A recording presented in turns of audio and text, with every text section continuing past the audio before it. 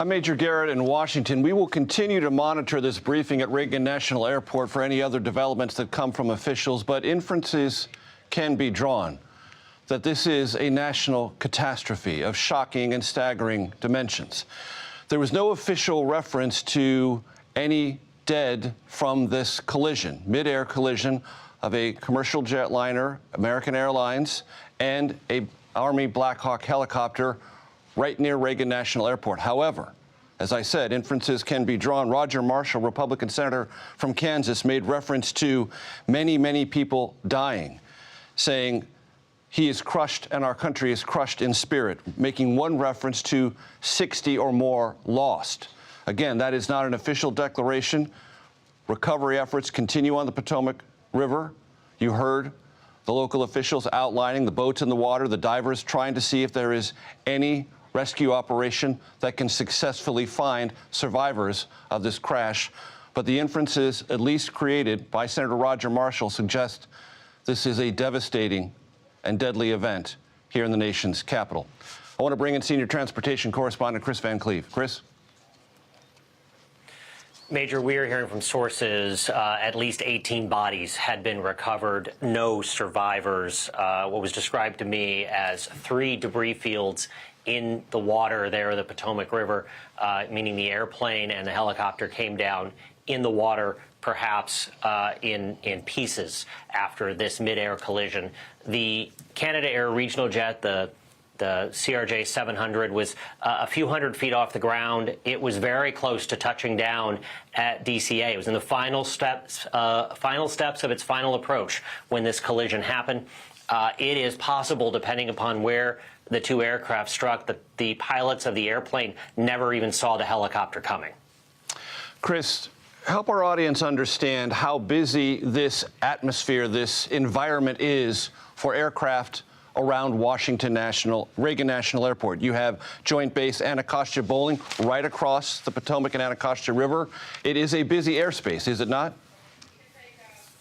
It is. It is a busy airspace, and it is tightly controlled. I was just up in the D.C. police helicopter about a week and a half ago, and as we got even remotely close to Reagan, the pilot was talking to the Reagan Tower, the DCA Tower.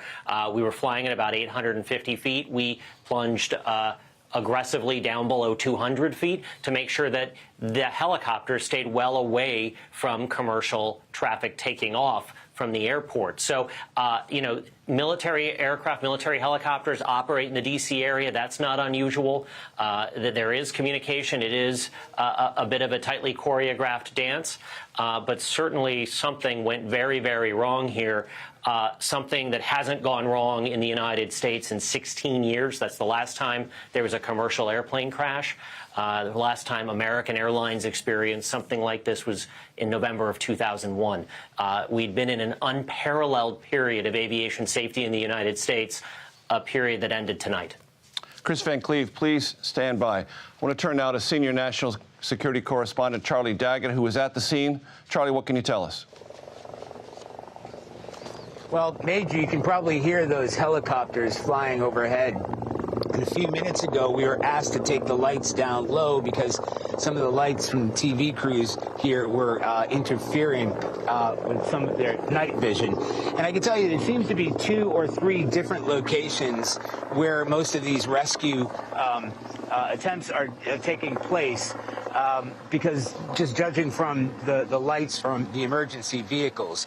So that has been gathering throughout this evening. And helicopters, if anything, they've expanded their search. They were on the other side of the river, but in recent minutes, they've been sort of scanning this area with the spotlights open as well. Now, we've spoken to our sources at the Pentagon. According to U.S. Army, it was an Army UH-60 helicopter. That's a Black Hawk helicopter out of Fort Belvoir, Virginia. These were 3 soldiers. We're told no senior officers were on board. Defense Secretary Pete Hegseth posting on X, this is absolutely tragic. Search and rescue efforts are underway. Prayers for all impacted souls and their families. Investigation launched and underway. And as you can hear, as I said, these helicopters flying overhead have expanded their search from across the river where we believe the the impact took place, and we may have three areas where they're searching, but the helicopters have been increasing their search to this side of the river. Charlie, thank you very much for that. I want to turn now to CBS News transportation safety expert and analyst Robert Zumwalt.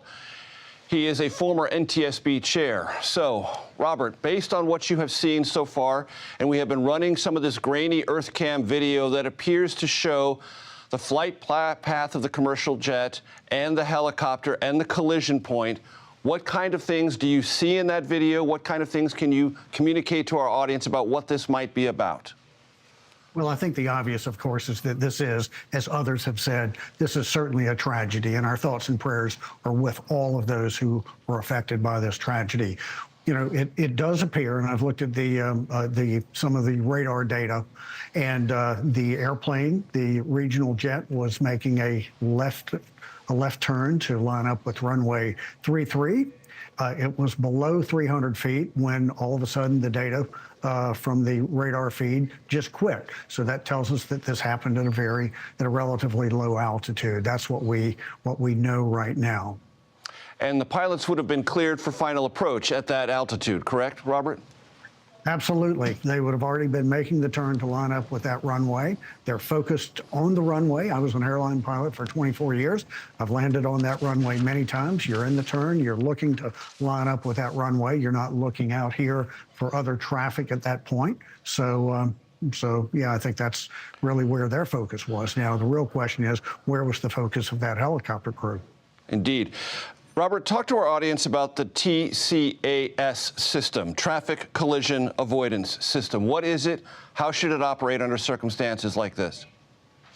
Well, it's a good question, and it's a very useful tool. It's been it came into being after the last major airline mid-air collision in the United States back in 1986.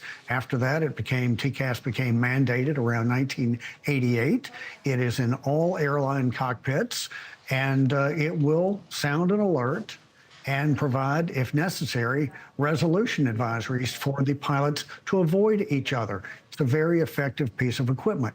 However, below about 500 feet, that system, the aural alerting system, is inhibited so that we're not distracting the pilots at a critical flight phase. And as I mentioned earlier, we believe that this event happened below about 300 feet. So the alerting capability, the aural alerting capability, would have been inhibited in the regional jet.